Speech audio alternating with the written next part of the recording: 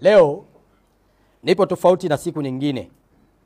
Nimesimama mbele yenu waandishi wa habari si kwa furaha, bali ni kwa huzuni kubwa moyoni mwangu, kwani uchaguzi uliopita ambao ulikuwa na matokeo mazuri kwa chama chetu umeambatana na fujo na vurugu ambazo zimeacha alama za maumivu na hasara kubwa. Na katika hili nina huzuni kubwa zaidi kuhusu jukumu la vijana wetu ambao tunaamini kuwa ni nguzo na nguvu kazi ya taifa katika uzalishaji. Sasa wamehusika katika vitendo hivi vya kufanya fujo na vurugu. Ndugu zangu wanahabari, ninakemea na kulaani kwa dhati vitendo hivi, kwa sababu sio tu kwamba vinakiuka sheria na utaratibu wa jamii, bali pia vinahatarisha maisha ya wengine na maendeleo ya taifa letu kwa ujumla.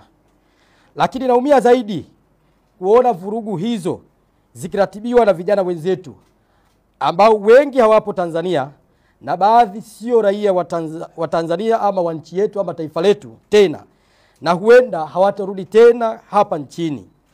Wao kwa kushirikiana na watu wasioitakia mema Tanzania wanashawishi vijana waliopo Tanzania kupitia mitandao ya kijamii kufanya vurugu katika taifa letu, huku wao wakiwa wanastarehe nchi za nje wakitunzwa na wale waliowatuma. Nchi yetu wanaichoma moto huku wao wakipokea malipo.